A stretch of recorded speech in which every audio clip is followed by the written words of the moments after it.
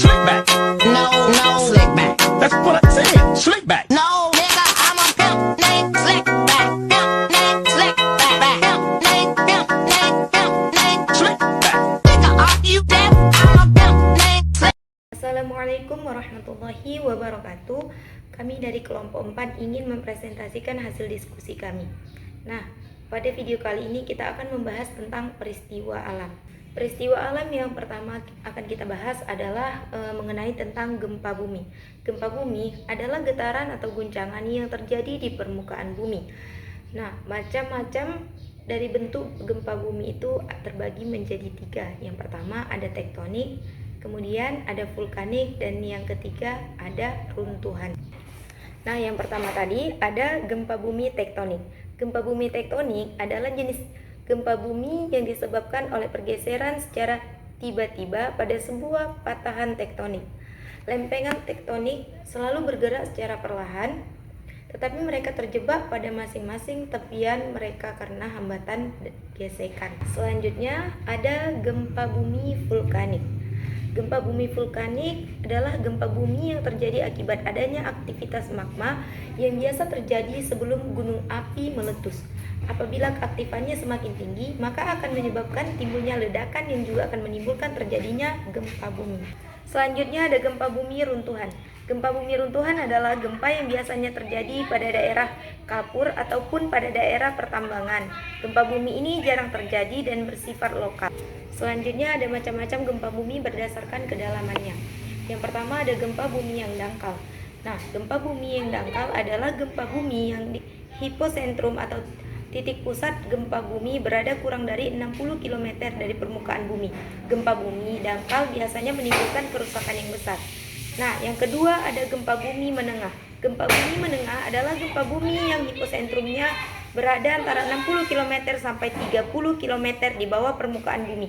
Gempa bumi menengah umumnya menimbulkan kerusakan ringan dan getarannya lebih terasa. Selanjutnya ada gempa bumi dalam. Gempa bumi dalam adalah gempa bumi yang hiposentrumnya berada lebih dari 300 km di bawah permukaan bumi atau di dalam kerak bumi. Gempa bumi dalam pada umumnya tidak terlalu berbahaya.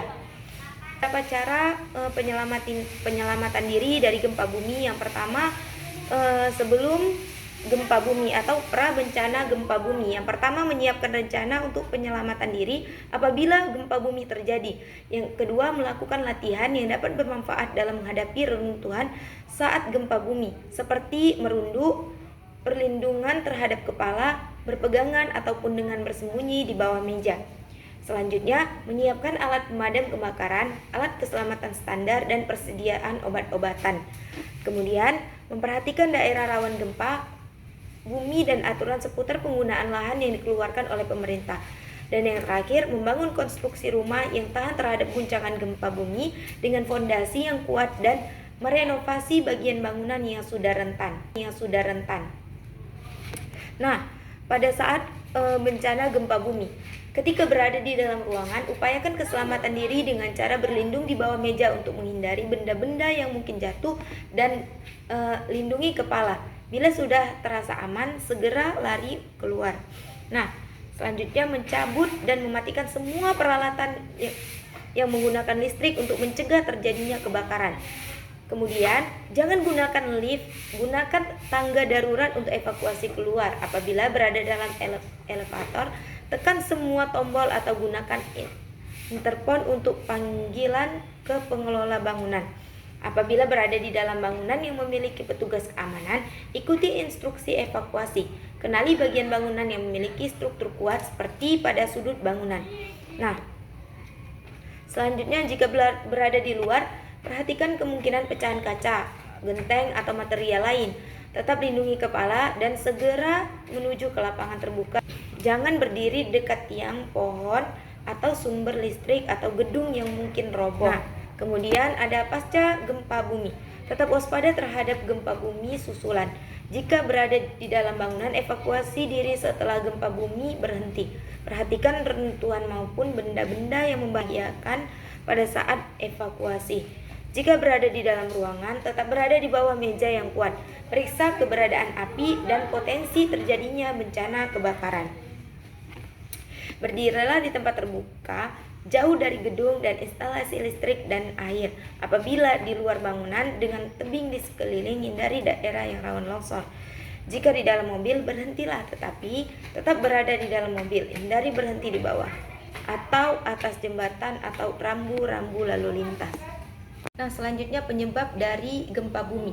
Gempa bumi disebabkan oleh pergerakan lempeng tektonik yang membentuk rak bumi. Lempeng-lempeng ini bergerak bersentuhan atau saling menjepit satu sama lain.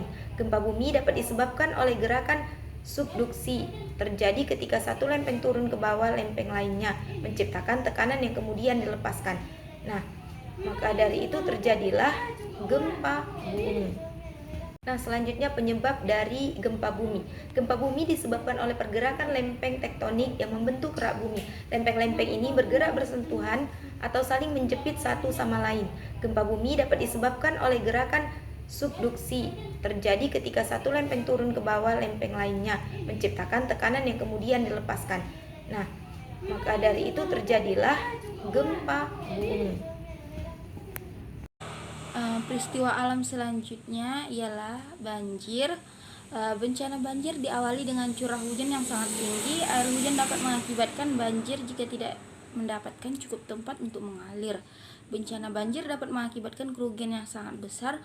Rumah-rumahan dan ribuan hektar sawah yang ditanami padi jadi rusak. Jalan-jalanan terputus tidak dapat dilewati. Korban banjir pun mendapatkan berbagai penyakit seperti diare, kolera, dan penyakit-penyakit kulit. Materi selanjutnya tentang tanah longsor. Nah, yang dimana tanah longsor biasanya disebabkan oleh hujan yang deras. Hal ini karena tanah tidak sanggup menahan terjangan air hujan akibat adanya penggundulan hutan.